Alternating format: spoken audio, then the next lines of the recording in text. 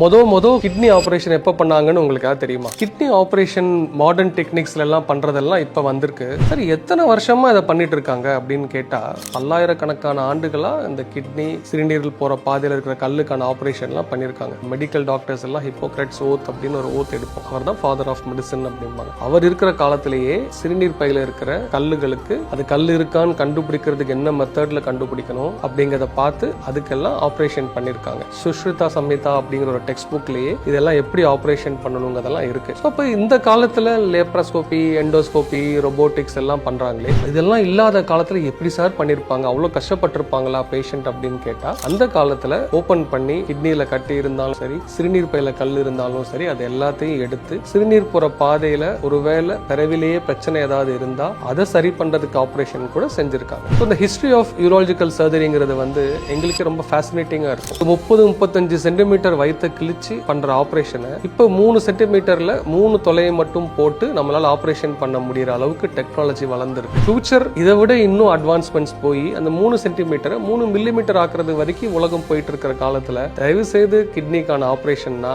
பயந்து போய் நீங்க உங்க ட்ரீட்மெண்ட் டெசிஷன்ஸை போஸ்ட்போன் பண்ணாம இருங்க.